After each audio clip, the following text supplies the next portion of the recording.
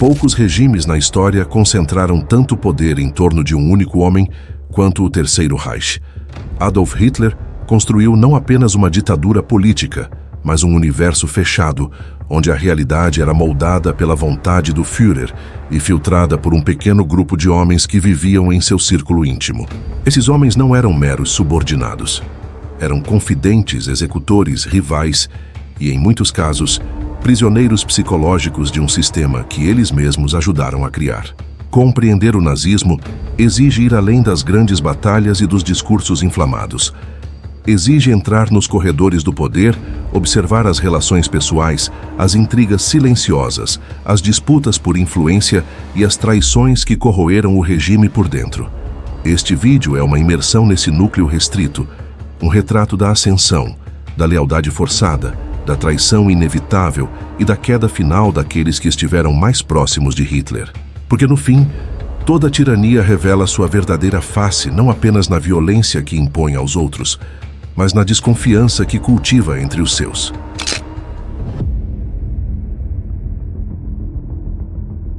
Desde os primeiros anos do Partido Nazista, Hitler deixou claro que o poder absoluto não seria compartilhado. Ele promovia seguidores com base na lealdade pessoal, não na competência institucional. O Estado nazista foi deliberadamente construído de forma caótica, com cargos sobrepostos e funções mal definidas. Esse modelo garantia que todos dependessem diretamente do Führer e competissem entre si por atenção e aprovação. Essa estrutura criou um ambiente onde a ambição se confundia com sobrevivência. Para permanecer próximo de Hitler, era preciso antecipar seus desejos, evitar qualquer discordância e, acima de tudo, eliminar rivais, muitas vezes sem que o próprio Führer precisasse intervir diretamente. Joseph Goebbels foi um dos primeiros a compreender essa lógica. Intelectual refinado, mas emocionalmente instável, ele desenvolveu uma relação quase religiosa com Hitler. Via nele um salvador nacional e, mais do que isso, uma figura paterna. Como ministro da propaganda, Goebbels transformou o nazismo em espetáculo permanente. Criou mitos, fabricou inimigos e ensinou uma nação inteira a confundir mentira com verdade. Mesmo assim, sua proximidade tinha limites. Goebbels influenciava o humor das massas, mas raramente as decisões estratégicas. Seu poder dependia da confiança pessoal de Hitler, e essa confiança precisava ser constantemente reafirmada. Nos últimos anos da guerra, quando a derrota já era evidente, Goebbels foi um dos principais defensores da guerra total, não por estratégia, mas por fanatismo. Para ele, a queda do regime significava o fim de todo sentido de existência. Heinrich Himmler representa a face mais sombria desse círculo. Um burocrata sem carisma militar, mas com enorme obsessão ideológica, ele transformou a SS em uma máquina de terror e extermínio. Himmler não apenas executava ordens, ele acreditava profundamente na missão racial do nazismo. Sob sua liderança, o genocídio foi sistematizado, racionalizado e escondido atrás de relatórios administrativos. No entanto, quando o Reich começou a ruir, a fé de Himmler revelou-se oportunista. Temendo o julgamento da história, ele tentou negociar secretamente com os aliados ocidentais. Esse ato expôs uma verdade fundamental. A lealdade no círculo íntimo de Hitler durava apenas enquanto o poder parecia eterno. Ao ser descoberto, Himmler deixou de ser um pilar do regime e passou a ser tratado como traidor, descartado sem piedade. Martin Bormann, por sua vez, operava nas sombras. Sem carisma público, sem discursos memoráveis, ele se tornou um dos homens mais poderosos da Alemanha, controlando algo simples e decisivo: o acesso a Hitler.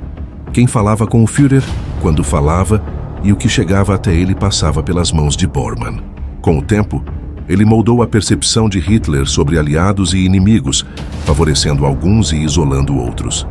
Generais experientes perderam influência não por falhas no campo de batalha, mas por caírem em desgraça política. Bormann simboliza o poder invisível, aquele que não aparece nos livros de história com grandes títulos, mas decide destinos inteiros nos bastidores. Albert Speer surge como um personagem ambíguo. Talentoso, racional e relativamente jovem, ele conquistou a confiança de Hitler por oferecer soluções práticas em um regime dominado por ideologia. Como ministro do armamento, Speer reorganizou a indústria alemã e manteve a produção funcionando mesmo sob bombardeios intensos.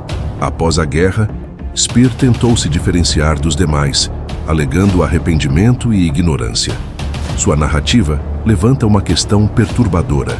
Até que ponto a eficiência técnica pode ser separada do crime moral? Speer não apertou o gatilho, mas garantiu que outros o fizessem por mais tempo. Sua história expõe o perigo da neutralidade técnica em regimes criminosos. Com o avanço da guerra, o círculo íntimo de Hitler entrou em colapso psicológico. O Führer isolou-se cada vez mais, recusando-se a aceitar relatórios negativos. A verdade passou a ser vista como traição. Generais mentiam para evitar punições. Ordens irreais eram dadas e executadas apenas no papel. A tentativa de assassinato de 20 de julho de 1944 destruiu qualquer resquício de confiança interna. A partir desse momento, o regime passou a devorar seus próprios quadros. Prisões, torturas e execuções tornaram-se comuns. O círculo íntimo já não era um grupo de poder, mas um conjunto de homens presos a um líder paranoico e a um destino selado. Nos últimos meses, o bunker de Berlim tornou-se o retrato final desse mundo fechado. Ali, cercado por ruínas, Hitler ainda exigia lealdade absoluta. Goebbels permaneceu até o fim, incapaz de imaginar uma vida fora do nazismo. Speer tentou se afastar. Bormann desapareceu no caos. Himmler fracassou em sua tentativa de redenção política. O Terceiro Reich terminou não com glória, mas com abandono, silêncio e colapso moral. O círculo íntimo que sustentou Hitler não sobreviveu ao próprio sistema que construiu. A história do círculo íntimo de Hitler revela uma verdade desconfortável. Regimes totalitários não se sustentam apenas pela força de um líder, mas pela cumplicidade de muitos. Homens que escolheram o poder, o silêncio ou a ambição acima da responsabilidade humana.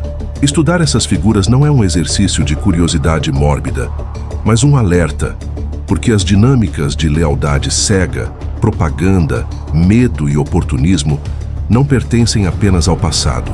Se você quer continuar explorando os bastidores do poder, as contradições da história e os temas que raramente são tratados de forma profunda, inscreva-se no canal, deixe seu like e compartilhe este vídeo.